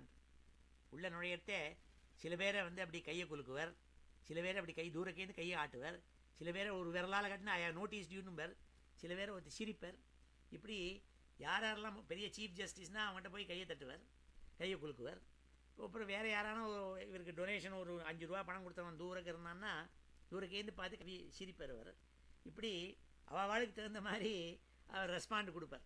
அப்படி கிருஷ்ணர் என்ன பண்ணார்னால கோடிக்கணக்கான பேர் வந்திருக்காள், எல்லாரையும் தொட்டுன்னு இருக்க முடியுமோ சுவாமி?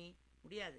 அதனால் இங்கே சொல்கிறாள், பகவான் தத்ர பந்தூனாம் பௌராணாம் அனுவர்த்தினாம் யதா விதி உபசங்கம்ய சர்வேஷாம் மானமாததே. எல்லாருக்கும் அந்தந்த அவளுடைய எத்தனை இன்டிமேட்டோ அதுக்கு தகுந்த மாதிரி ரெஸ்பாண்ட் பண்ணாராம். பிரக்வாபிவாதனாஸ்லேஷ கர ஸ்பர்ஷ ஸ்மித ஈக்ஷணை. சில பேருக்கு ஒரு பார்த்துட்டு ஒரு புன்சிரிப்பு, இன்னொருத்தருக்கு ஒரு பார்வை மாத்திரம்தான், புன்சிரிப்பு கூட கிடையாது. அப்படி போனாராம். அப்படி எல்லாரையும் பார்த்து அனுகிரகம் பண்ணிவிட்டு ஸ்வயம் ச குருபி விப்ரை சதாரை தவிதை ரபி ஆஷீர்பிர் யுஜ்யமானோன்யை வந்திபிச்சா விஷத்புரம். இவர் உள்ள நுழைஞ்சார். எல்லாரும் பெரியவாளெல்லாம் நமஸ்காரம் பண்ணாள். சின்னவாழ்கிட்டேருந்தெல்லாம் நமஸ்காரத்தை வாங்கிட்டு ஆசீர்வச்சனத்தை சொன்னாள். அப்படி ராஜமார்க்கத்தில் இவருடைய தேர் உள்ள நுழைஞ்சின்னு இருக்குங்கிறத செல்ஃபோன் மூலமாக ஒவ்வொருத்தரும் சொல்லிகிட்டு இருக்காள். வந்துவிட்டார், திரும்பி கொடுத்து ரத்தம் திரும்பி கொடுத்து ராஜமார்க்கத்துக்குள்ளே நுழைஞ்சின்னு இருக்கு இப்போன்னு எல்லாரும் சொல்கிறாள். இதை கேட்டோன்னே குலஸ்திரீகள் எல்லாம் ஆவா மொட்டை மாடியில் ஓடி போகிறாளாம். ஆஹா, செல்ஃபோனில் தெரிஞ்சு போயிடுத்தே, சுவாமி திரும்பி விட்டாரே, நம்ம வீதி வழியாக வரப்போகிறாரு, அவரை பார்க்கணுங்கிறதுக்காக. ராஜமார்க்கம் கதே கிருஷ்ணே துவாரகாயா குலஸ்திரியா ஹர்மியான்யாருருஹு விப்ர ததீக்ஷண மகோத்சவாக. கிருஷ்ணனை பார்க்கணுங்கிற ஆசையோடு கூட அந்த ஸ்திரீகளெல்லாம் ஓடி ஏறுறாளாம். மாடி மேலே மொட்டை மாடியில் ஏறிண்டு எட்டி எட்டி பார்க்குறாள். இங்கே ரதம் வரப்போகிறது நம்ம தெருக்குன்னுட்டு. ஏன்னால் நித்தியம் நிரீக்ஷமானாலாம் எதப்பி துவாரக உகசாம் நாள். இவாள்னா ரொம்ப வருஷம் முன்னாடி கிருஷ்ணனை தினமே பார்த்துட்டு இருந்த தான், இனிமேயும் பார்த்துட்டு இருக்க போகிறவாள் தான். ஆனாலும் இவாளுக்கு ரொம்ப நாளாக இது பார்க்கணுங்கிற ஆசையினால திரும்பி போனான்னா வித்ருப்பியந்தி திருஷா நாள். பார்த்துட்டு போருங்கிற மனசு வரலையாம் அவளுக்கு, திருப்பி பார்க்கணும்னு தோன்றதான். ஸ்ரீயோதாமாங்கம் அச்சுதம், அச்சுதனை போய் பார்க்கணுங்கிறதா எட்டி எட்டி பார்த்தாலாம். அவன் எப்பேற்பட்ட அச்சுதன் நாள். ஸ்ரீயோ நிவாசோ யஸ்யோரஹா எஸ்ய உரசி. அவனுடைய மார்பில் ஸ்ரீயை வச்சுருக்கான். ஸ்ரீயப்பதி ஸ்ரீனிவாசன் மார்பில் சதா ஸ்ரீ இருக்காள். ஆப்புலன்ஸ் மகாலட்சுமி எப்போதும் அனபாயினி இருந்துருக்காள். பானபாத்திரம் முகம் திருஷாம். இவன் முகத்தை ஒரு பான பாத்திரம் குடிக்கிறாளாம். எப்படி ஒரு காஃபியை நம்ம எடுத்து குடிப்போமோ அப்படி முகத்தை ஒரு பானை பாத்திரமாக வச்சுருந்து அப்படியே அவனுடைய திருஷ்டியை உறிஞ்சிறாளான்னு பார்த்துட. அப்படி சொல்கிறாள். பகவோ லோகபாலானாம். இந்த சுவாமியினுடைய கைகள் எப்படின்னாள், பராக்கிரமான கைகள். லோகபாலானாள், லோகபாலாளுக்கெல்லாம் நல்ல பலம் நாள். சாரங்காணாம் பதாம்புஜம். சுவாமியினுடைய கால்கள் இருக்கே அது பக்தாளுக்கெல்லாம் பதாம்புஜம் சாரங்கானாம் பதாம்புஜம். அந்த பாத கமலங்கள் இருக்கே அதுதான் அவளுக்கு பிரியம். சிதாதபத்ரவ்யஜனைருபஸ்கிருதः பிரசூனவர்ஷைः அபிவர்ஷிதப்பதி. ஒரேடியா புஷ்ப வருஷம் இவர் வர வழியெல்லாம் ஒரே ஷேப்பு புஷ்பமாக கொட்டியிருக்கு. அதனால் அந்த பாதை முழுக்க ரத்த சேப்பாக இருக்குது. என்னென்னா ஃப்ளவர்ஸ், கிரிம்சன் கலரில் ஃப்ளவர் கொட்டியிருக்குங்க. அது மேலே நடந்து வராள், ரத்தம் போயின்னு இருக்கு. ஒருத்தர் அழகாக கொடை பிடிச்சிருக்காள், வெள்ளை கொடை. சுவாமி அழகாக ட்ரெஸ் பண்ணிட்டு இருக்காள். உள்ளே நுழையிறமோ இல்லையோ அதுக்காக நீட்டாக ட்ரெஸ் பண்ணிட்டு உள்ளே நுழையிறார். பிஷங்கவாசா வனமாலயா பபௌ கனோ யதார்க்க உடுபச்சாப வைத்யுதைஹி. ஒரே சமயத்தில் மேகமண்டலம், சூரியன், சந்திரன், ரெயின்போ, இது அத்தனையும் சேர்ந்து வருமோ? சூரியனும் சந்திரனும் சேர்ந்து வராதுன்னு உங்களுக்கும் தெரியும், எனக்கும் தெரியும். ஆனால் ஒரே சமயத்தில் மேகம், அப்புறம் ரெயின்போ, அப்புறம் சூரியன், சந்திரன் எல்லாம் சேர்ந்து இருந்தால் எப்படி இருக்கும்? அப்படி இருந்தால் சுவாமி வர்றது என்ன காரணம்னால், இவர் ரூபம் எப்படின்னாள் மேகம் மாதிரி கருப்பாக இருப்பார். அவர் போட்டுருக்கிற ட்ரெஸ்ஸு எப்படின்னாள் ஒரே பிரகாசம், மேலே ஜாஜ்வல்யமாக கிரீடம் ஜொலிக்கிறது, அவருடைய தேஜஸ் ஜொலிக்கிறது சூரியன் மாதிரி. ஆனால் மேலே பிரசங்க வாசஸு ட்ரெஸ்ஸு போட்டுருக்கார், ஆபரணங்கள் போட்டிருக்கார், அது குளிர்ச்சியாக அவர் பார்வை இருக்குது. அந்த பார்வை இல்லாமல் அது சந்திரன் மாதிரி இருக்குது. ஆனால் கலர் கலராக வனமாலை போட்டுருக்கார், நல்ல ஒரு மாலையை போட்டுருக்கார், ஃப்ளவர் கார்லண்டு. அது எப்படி இருக்குன்னா ரெயின்போ மாதிரி இருக்குது. பிஷங்கவாசா வனமாலயா பபௌ கனோ யதார்க்கோடுபச்சாப வைத்யுதைஹி. உடனே முதல்ல என்ன பண்ணார்னா நேராக அப்பாவனுடைய கிரகத்துக்குள்ளே நுழைஞ்சாள். ஏன்னா அப்பாவான வசுதேவரை போய் பார்க்கணும்னு, அவரை போய் கட்டிக்கணும்னு நேராக உள்ளே நுழைஞ்சார். பிரவிஷ்டஸ்து கிரகம் பித்ரோஹோ பரிஷ்வக்தஸ்வ மாத்ருபிஹி. அப்பாவையும் அம்மாவையும் கட்டிண்டாளாம். மாத்ருபின்னாள் ப்ளூரலில் போட்டிருக்காள். அம்மாவான தேவிக்கு நின்றிருந்தாள். அங்கே வசுதேவருக்கு பல பத்னிகள். ஏன்னா அந்த காலத்தில் ராஜாக்கள் பல மனைவிகளை கல்யாணம் பண்ணிப்பாள். அவருக்கு ஏற்பட்ட மாதாக்கள் எல்லாரையும் ஏழு பேரையும் வந்தே சிரசா சப்த தேவகி பிரமுகாமுதான் நாள், தேவிக்கு முதலான நாள். அப்படின்னா என்ன அர்த்தம்னா எல்லா மாதாக்களும் அந்த குழந்தைய கிருஷ்ணனை எடுத்து மடியில் வச்சுட்டு ரொம்ப சந்தோஷப்பட்டாளாம். ஸ்னேக ஸ்னுத பயோதராக நாள். இவாள் வயசானா கூட கிருஷ்ணனை ரொம்ப நாள் கழித்து பார்க்கறதுனால அம்மாவனுடைய மார்பிலேருந்து பால்கள் பீரிட்டு அடிச்சு தான். என்னென்னா குழந்தை கிருஷ்ணனை நம்ம ஸ்தன்யபானம் பண்ணி வச்சு பல வருஷங்கள் ஆகிடுத்தே, குழந்தை பிறந்தோடனே கொண்டு போய் யசோதத்தை கொண்டு விட்டுட்டு வந்துட்டுமே அப்படின்னு தேவகிக்கு அப்படியே புலகாங்கிதமாயி ஸ்னேகஸ்னுத பயோதராக நாள் இந்த சூத்தர். ஹர்ஷ விக்வலிதாத்மான சிசிச்சு நேத்திர ஜெய் ஜலைஹி. சிசிச்சு நாள் கிருஷ்ணனை குளிப்பாட்டி வச்சுட்டாளாம். என்னம்மா குளிப்பாட்டினாள் நாள்? கண்கள்லேருந்து தார தாரையாக ஆனந்தாஸ்ருவை பெருக விட்டு ஆனந்த கண்ணீரை அவர் மேலே கொட்டி மேலெல்லாம் ட்ரெஸ் எல்லாம் நனைச்சி வச்சுட்டாள் நாள். இதே மாதிரி தான் வால்மீகி ராமாயணத்தில் சொல்கிறாள். பரதனை ஹனுமார் போய் பார்க்க போகிறாள். ராமர் போய் அங்கே பரதன் இருப்பன், நீ போய் அங்கே பார்க்கணும், ஏன்னா அவன் அக்னிக்குள்ளே நுழைஞ்சிடுவன், அதனால் நான் வரத்துக்கு முன்னாடி நீ போய் அந்த நான் வந்துட்டுருக்கிறேங்கிற நல்ல காரியத்தை போய் சொல்லுன்னாள். அப்போ ஹனுமார் அங்கே போய் குதிச்சார். குதிச்சு, ஏ பரதா, இதே முகூர்த்தத்தில் உன்னுடைய அண்ணாவை பார்க்க போகிறேன், நீ அக்னி பிரவேசம் பண்ணாதே, நான் நல்ல செய்தியை கொண்டு வந்திருக்கேன், ராமர் வந்துட்டார்னார். இந்த ராமர் வந்துட்டாருங்கிற மங்களகரமான வார்த்தையை கேட்ட பரதன் சிஷேச்ச பரத ஸ்ரீமான் என்ன பண்ணான்னா ஹனுமாருக்கு மேலெல்லாம் ஒரே ரோமம். அவரை நினைக்கணும்னா கேலன் தண்ணி கூட்டினாதான் அவர் நனையும். அவரை அபிஷேகம் பண்ணி வச்சான்னு சொல்கிறார் வால்மீகி. சிஷேச்ச பரத ஸ்ரீமான் விபுலை ஆஸ்ரபிந்தவை அசோகஜை பிரீத்திமயை கபிமாலிங்க சம்பிரமாத். இது ராமாயணத்தில் வருது, இது யுத்தகாண்டத்தில். சிஷேச்ச பரத ஸ்ரீமானுன்னாள். ஸ்ரீமானான பரதன் அனுமாரை குளிப்பாட்டி வச்சார்னார். அப்படி இங்கே இவாள்லாம் ஸ்திரீகளெல்லாம் அம்மாக்களெல்லாம் கிருஷ்ணனை கட்டிண்டு குளிப்பாட்டி வச்சு விட்டாலாம். அப்படி இன்னும் நிறையா வர்ணனை இருக்குது. நான் சொல்லிகிட்டே போனால் நான் இப்போ ஆல்ரெடி 33 ஆயிடுது. இது கடைசியில் ஒரு வார்த்தை சொல்கிறேன். இந்த ஸ்திரீகள்லாம் என்ன பண்ணாள்னால் அது அவருடைய பத்னிகளை போய் கடைசியில் பார்த்தாள்.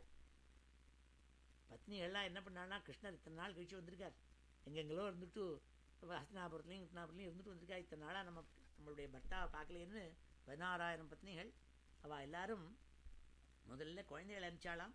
குழந்தைகளை அப்பா போய் கட்டிக்கோன்னுட்டு தூரத்துலேருந்து கண்களால் கட்டினாள், மனசனால் கட்டினாள், கண்ணால் ஒரு அம்பு பாயிற மாதிரி தன்னுடைய ரொமான்டிக் ஐயால் ஒரு லவ், ஒரு அன்பை கொண்டு போய் கிருஷ்ணன் மேலே கொட்டினாலாம். அவள் என்ன நினச்சிட்டா, கிருஷ்ணரை இனிமேல் நம்ம அடிமையாக்கிவிடலாம், ஏன்னா இங்கே வந்துட்டா அப்படின்னு அசட்டுத்தனமாக நினச்சினான். ஏன்னா இந்த சுவாமி எப்பேற்பட்டவர்னார், மன்மதனை மயக்கக்கூடிய சக்தி இருக்குது இவருக்கு. இதிலெல்லாம் ஏமாற மாட்டார் சுவாமி. பிராகிருதா யதா நாள், படிக்காத ஜென்மங்கள் இவள், அதனால் இவர் சுவாமியை அப்படியே ஆட்டி வச்சுடலான்னு நினச்சிட்டாள் அப்படிங்கிறதா சொல்லி முடிக்கிறாள் இந்த ஏகாதசி அத்தியாயத்தை. தம்மே நிரே அபலா மூடாக ஸ்திரைனம் சானு விரதம் ரகா அப்பிரமாண விதோ பர்த்து ஈஸ்வரம் மதயோ யதா. வரட்டும் வரட்டும், இந்த சுவாமி வந்துட்டார், ஆட்டி படைச்சு விட்றேன். நான் இத்தனை நாளாக எங்களெல்லாம் விட்டுட்டு போனேன் இல்லையோ, உள்ளே வா நான் பார்த்துக்கிறேங்கிற மாதிரி ஒரு அன்பு கட்டாட்சத்தை கொண்டு சுவாமி மேலே வீசினாலாம். நீ இனிமே எங்கிட்ட மாட்டினுட்டே நீங்கிற மாதிரி அந்த ஸ்திரீகள் எல்லாம் சந்தோஷத்தில் அப்படி மூடத்தின அசட்டுத்தனத்தில் அப்படி நினச்சிருந்தாளுங்கிறதா சொல்லி சூதர் இந்த துவாரக்குள்ளே பிரவேசம் பண்ண மங்களகரமான இந்த அத்தியாயத்தை முடித்தாள். இதை நான் எல்லாத்தையும் சேர்த்து சொல்கிறேன் இப்போ. अथ श्रीमद्भागवते प्रथमस्कन्धे एकादशोऽध्यायः।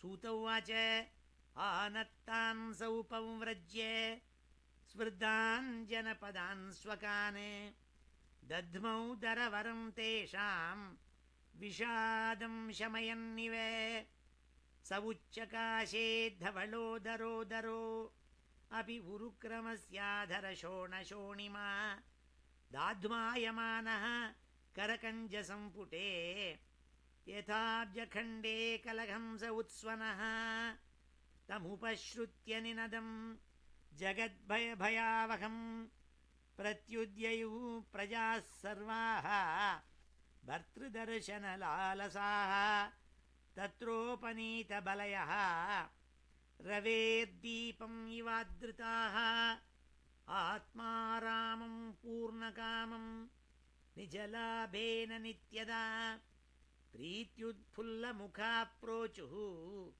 हर्षगद्गदया गिरा पितरं सर्वसुहृदम् अभितारमिवार्भकाः नतास्मते नाथ सदाङ्घ्रिपङ्कजं विरिञ्च वैरिञ्च सुरेन्द्रवन्दितं परायणं क्षेमम् इहेच्छतां परं न यत्र कालः प्रभवेत् परः प्रभुः भवाय नस्त्वं भव विश्वभावने त्वमेव माताथ सुहृत्पतिः पिता त्वं सद्गुरुः नः परमं च दैवतं यस्यानुवृत्त्या कृतिनो बभूविमा अहो सनाथा भवतास्मयद्वयम् त्रैविष्टपानामपि दूरदर्शनं प्रेमस्मितस्निग्धनिरीक्षणाननं पश्येम रूपं तव सर्वसौभगं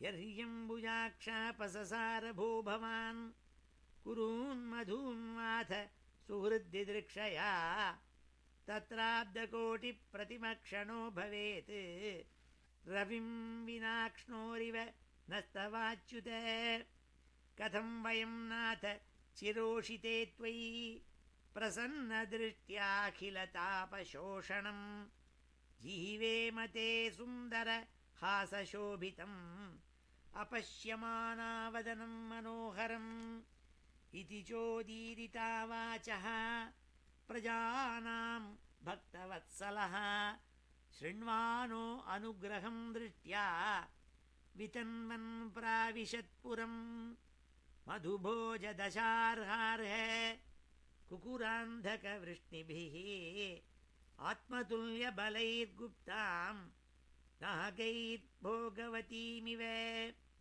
सर्वर्तु सर्वविभव पुण्यवृक्षलताश्रमैः उद्यानोपवनारामैः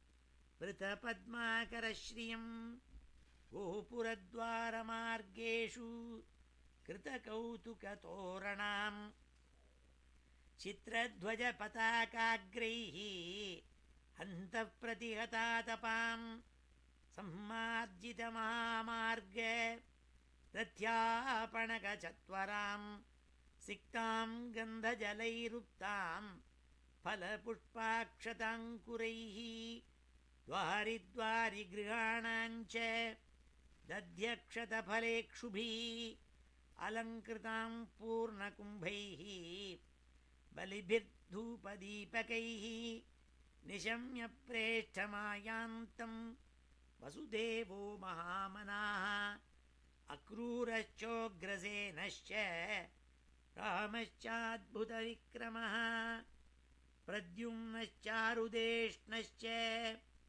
साम्बोजाम्बवती सुतः प्रर्षवेगोच्छसित शयनासनभोजनाः वारणेन्द्रं पुरस्कृत्य ब्राह्मणैः स सुमङ्गलैः शङ्खतूर्यनिनादेन ब्रह्मघोषेण चादृताः प्रत्यजग्मूरथैर्हृष्टाः प्रणयागतसाध्वसाः वारमुख्याश्च शतशः यहनैस्तद्दर्शनोत्सुकाः लसत्कुण्डलनिर्वात कपोलवदनश्रियः नटनर्तकगन्धर्वाः सुहूतमागधवन्दिनः गायन्ति चोत्तमश्लोक चरितान्यद्भुतानि च भगवांस्तत्र बन्धूनां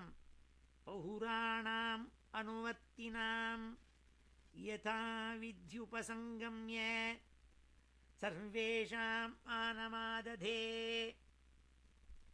प्रक्वाभिवादनाश्लेष करस्पर्शस्मिते क्षणैः आश्वास्य चाश्वपाकेभ्यः वरैश्चाभिमतैर्विभुः स्वयं च गुरुभिर्विप्रैः सदारैः स्थविरैरपि आशीर्भिर्युज्यमानोऽन्यैः बन्दिभिश्चाविशत्पुरं राजमार्गं गते कृष्णे द्वारकायाः कुलस्त्रियः हर्म्याण्यारुरुहुः विप्र तदीक्षणमहोत्सवाः नित्यं निरीक्षमाणानां यदपि द्वारकौकसां न वितृप्यन्ति दृशः श्रियो धामाङ्गमच्युतं श्रियो निवासो यस्योरः पानपात्रं मुखं दृशां बहवो लोकपालानां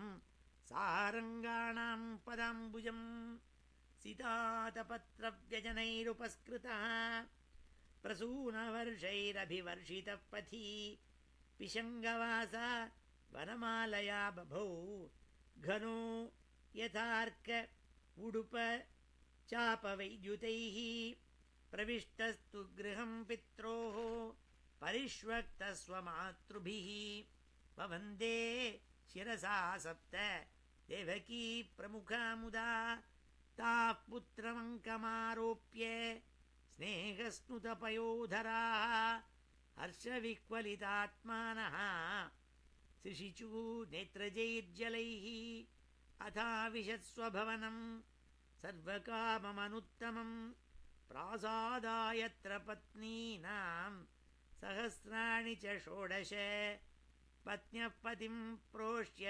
गृहानुपागतं विलोक्य सञ्जातमनो महोत्सवाः उत्तस्थुरारात् सहसा सनाशयात् साकं व्रतैः व्रीडितलोचनाननाः तमात्मजैः दृष्टिभिरन्तरात्मना दुरन्तभावाः परिरेभिरे பதிம். அவள்லாம் பத்னிகள்லாம் கிருஷ்ணனை எப்படி பார்த்தாளுங்கிறாள். ஸ்டெப் பை ஸ்டெப்பா கிருஷ்ணனை போய் ஆலிங்கனம் பண்ணாளாம். தம் ஆத்மஜெய்ஹி முதல்ல குழந்தைகளை ஓட விட்டாள். சின்ன குழந்தைகள் அப்பா போய் கட்டிக்கோன்னுட்டு அந்த குழந்தைகள்லாம் கட்டின போது தாங்களே கட்டிக்கிற மாதிரி மனசில் ஞாபகம் அந்த பத்னிகளுக்கெல்லாம். திருஷ்டிபி கண்களால் போய் சுவாமியை ஆலிங்கனம் பண்ணாள். அந்தராத்மனா பிறகு மனசால இருக்க கட்டினாள் கிருஷ்ணனே. ஏன்னா 16,000 பேர் எல்லாரும் கியூ வரிசையில் நின்று கட்டினா கூட ரொம்ப நாழி ஆகிடும். அதனால் எல்லாரும் மனசால கட்டினாளாம். தமாத்மஜை திருஷ்டிபிரந்தராத்மனா துரந்த பாவாக பரிரேபிரே பதிம் நிருத்தமப்பியாஸ்திரவதம்பு நேத்ரயோ விலஜ்ஜதீனாம் பிருகுவத்ய வைக்லவாத் யத்யப்யசௌ பார்ஷ்வகதோ ரகோ கதः ததாபி தஸ்யாங்கிரியுகம் நவம் நவம். அந்த அங்கிரியுகம் நவம் நவம் நாள். அந்த கால்களை நேற்றுக்கு தான் பார்த்தமேன்னு இல்லையா, ஒவ்வொரு தடவை பார்க்குறதையும் ஏதோ புதுசாக ஒரு காலை பார்க்குற மாதிரி இருந்ததுங்கிறாள். அப்படி தான் பாகவதமும். எத்தனை தடவை அந்த பாகவதத்தை நம்ம சேவிச்சாச்சு. ஒவ்வொரு தடவை படிக்கிறதையும் ஏதோ புதுசாக படிக்கிற மாதிரி எனக்கு தோன்றுறது.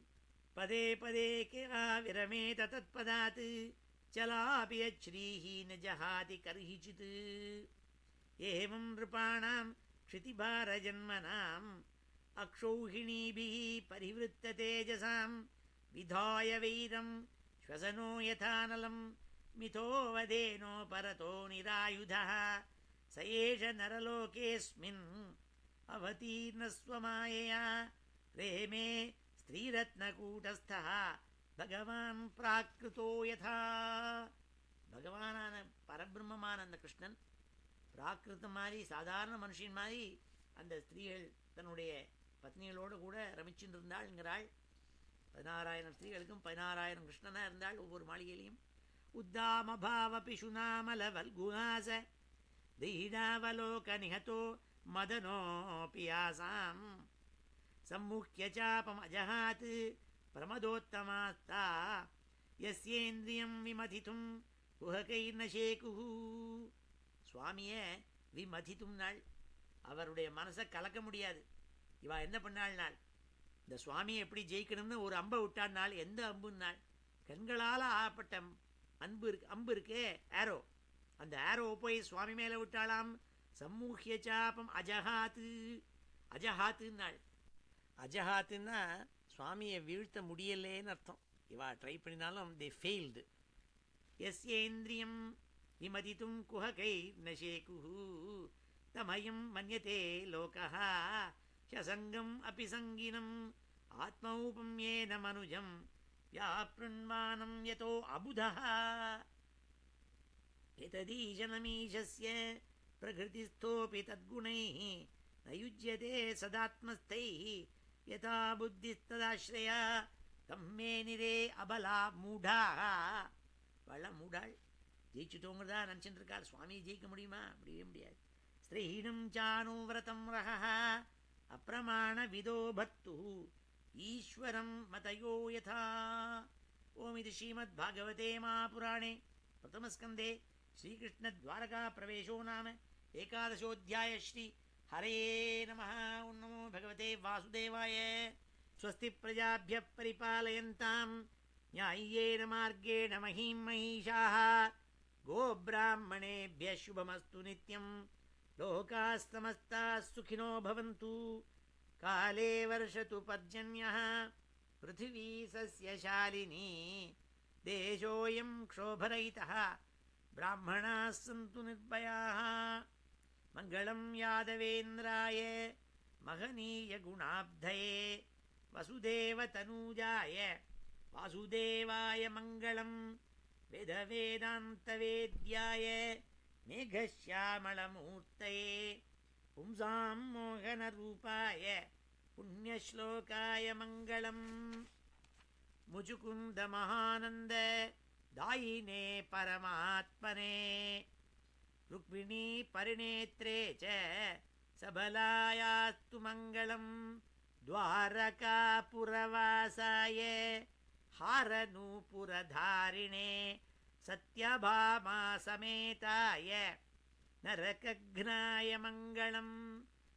चैद्यतेजोपहर्त्रे च पाण्डवप्रियकारिणे कुचेलाय महाभाग्य दायिने तेस्तु मङ्गलम्. देव्यष्टकसमेताय पुत्रपौत्रयुताय च षोडशस्त्रीसहस्रैस्तु संस्तुतायास्तु मङ्गलम्. वंशीविभूषितकरात् नवनीरदाभात् पीताम्बरात् अरुणबिम्बफलाधरोष्ठात् पूर्णेन्दुसुन्दरमुखात् अरविन्दनेत्रात् कृष्णात् परं किमपि तत्त्वमहं न जाने न जाने अहं न जाने तत्त्वमहं न जाने किमपि तत्त्वमहं न जाने परं किमपि तत्त्वम् अहं न जाने कृष्णात् परं किमपि तत्त्वमहं न जाने. श्रीहरे नमः.